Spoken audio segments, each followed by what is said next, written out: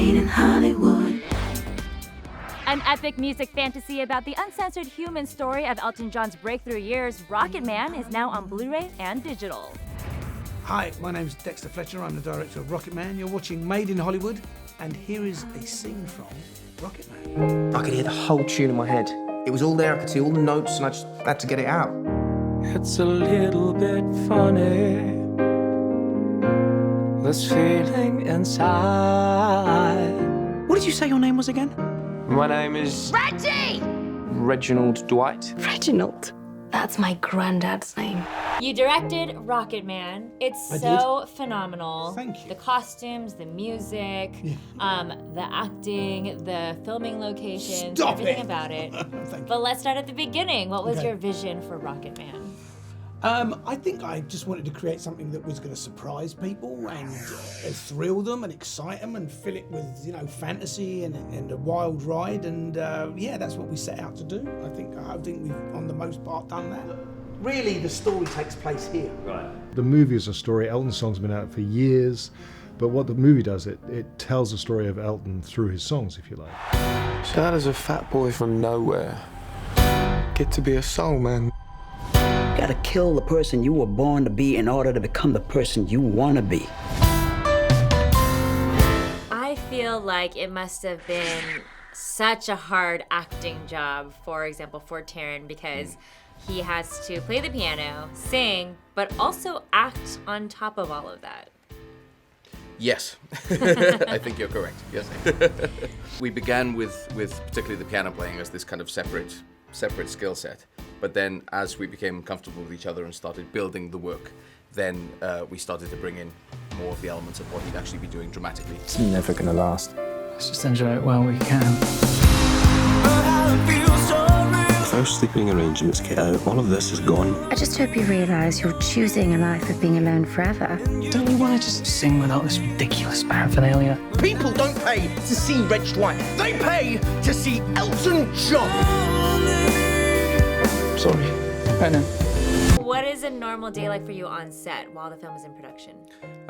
Essentially, gloriously early starts, and typically I was the on-set pianist whenever you see a piano on screen. Wait, so let's clarify that. So while you're on set and there is a piano, you are playing the music for the actors? Yeah, so I was playing where you're just hearing piano music. So for example, like the start of Crocodile Rock, your song in the living room before it switches through to the studio, then I was essentially in earpieces for the actors. If you want to perform the songs live on set, which we chose to do quite a lot, and certainly with your song, we have what's called an earwig. So Taron puts in the piano in his ear and sits in front of the stage piano, and then Michael will play what he's meant to be playing, and Taron can then sing in tune and in time. And then what you hear in the film is what Taron actually sung that day.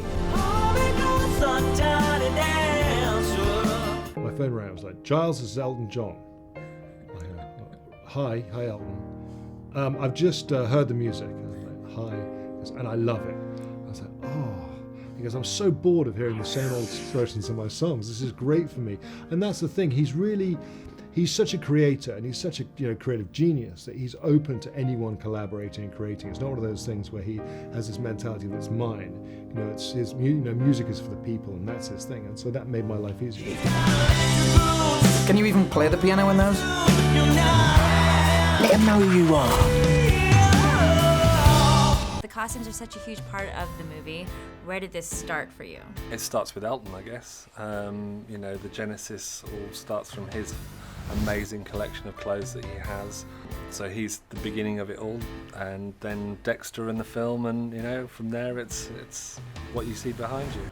I recreated a couple of the costumes, one being the Dodgers, because it's so famous and everybody knows it, but I think the rest of the film we were always intent on doing sort of fantasy musicals, so we didn't really need to replicate them exactly. Maybe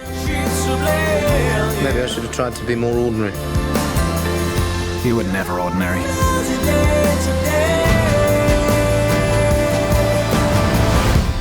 We got to see a couple of the actual shooting locations that you guys used. We went to the Regency Cafe. Yeah. And then we also went to the neighborhood where you filmed a huge opening dance and number. musical sequence. Yeah, we filmed it with dancers and we filmed it with cars from the 1950s and ice cream vans and kids dancing, and Taron was in his big orange costume getting very sweaty. I loved that costume. It's a great costume. But it was one of those costumes that had to have, it almost became its own character because it had to be shredded, you know, along the way, and it was about sort of his time in rehab and the idea of sort of almost shedding the skin that he was wearing. Britain had its hottest summer when he wore it, so you know he was quite hot, but he was a professional. So yeah, it was good fun to design it, and lots of crystals on it.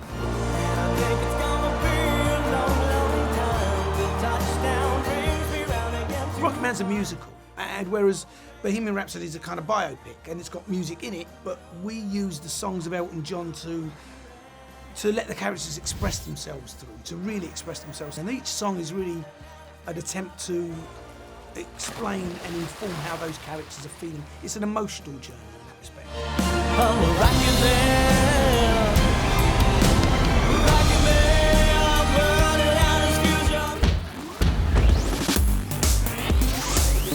Made in Hollywood. Hey guys, thanks for checking out this video. We want to know, what would you have asked? Let us know in the comments below. And if you liked this video, don't forget to hit the like button. And as always, for more videos like this, hit the MIH TV logo right here. And for the next awesome video, click right there.